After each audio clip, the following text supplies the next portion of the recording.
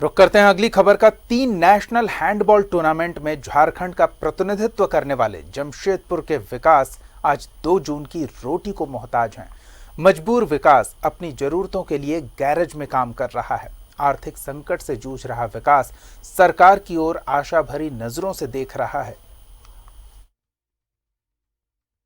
Lockdown का शिकार कदमा शास्त्री नगर के रहने वाले विकास पांडे राज्य के उभरते खिलाड़ी जो पिछले 3 नेशनल गेम में झारखंड का प्रतिनिधित्व कर चुके हैं। वहीं 2018 सब जूनियर नेशनल में गोल्ड मेडल को अपने नाम करने वाले विकास के हौसले अब टूटते नजर आ रहे हैं। जो खिलाड़ी विदेशी धरती पर अपने देश के परचम को लहराते हैं, वही खिलाड़ी आज अपने शहर में बेबस और लाचार गैरेज में काम कर रहे हैं। भी इस लॉकडाउन में इतने खराब मेरी स्थिति हो गई थी, जिसका कारण मुझे गैरेज में काम करना पड़ रहा था।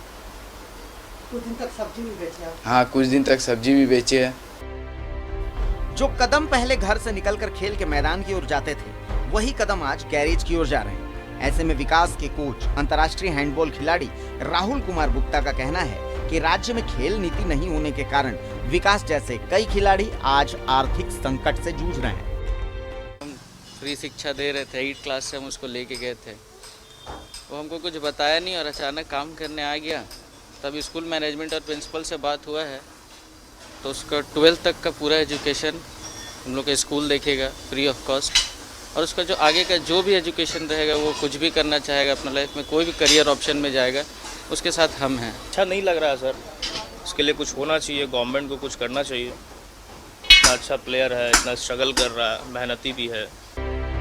विदेशी धरती पर अपने देश का परचम लहराने वाले खिलाड़ी की सुबह अगर किसी गैरेज में होती है तो ये सरकार के लिए निश्चित ही चिंता का विषय है। ऐसे में सरकार की नजरें इनायत हो तो इस खिलाड़ी की सुबह भी खेल के मैदान में ही होगी। जमशेदपुर से न्यूज़ 11 भारत के लिए अनवर शरीफ की रिपोर्ट।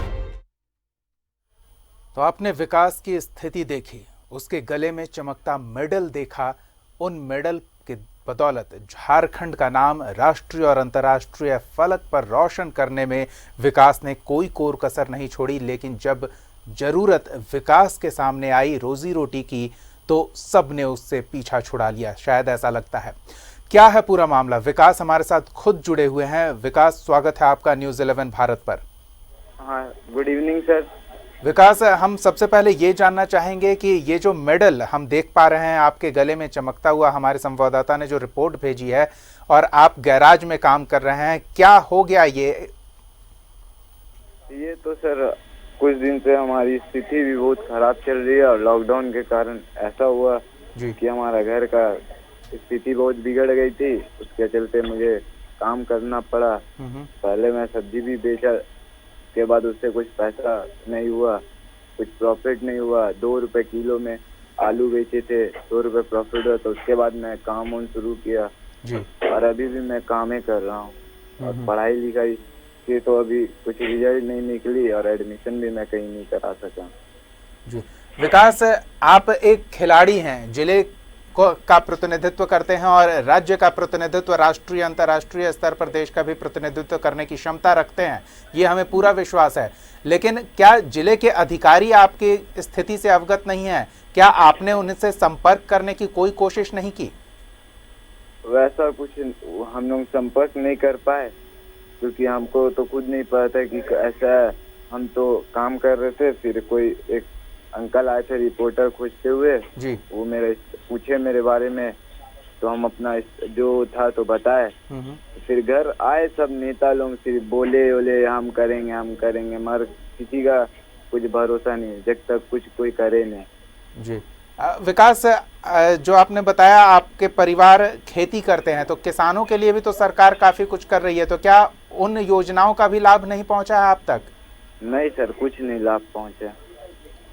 तो ये दुर्भाग्यपूर्ण स्थिति है विकास।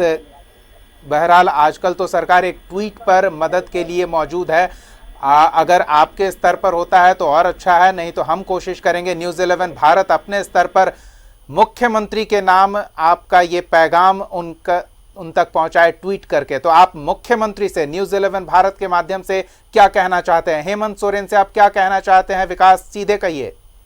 हेमंत सोरेन से यही कहना चाह रहे हैं हम कि इस बार की सरकार देख के हमको कुछ लगी कि कुछ उम्मीद है कि कुछ हो जाएगा जी।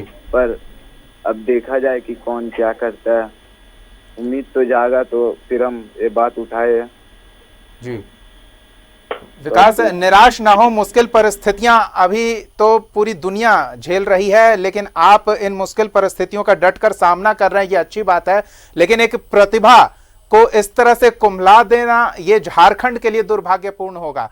विकास, अब अधिकारियों तक भी बात पहुंचेगी। मुख्यमंत्री ट्वीट पर कार्रवाई करते हैं तो उस ट्वीट के माध्यम से अधिकारी पर भी दबाव होगा कि वो कार्रवाई करें।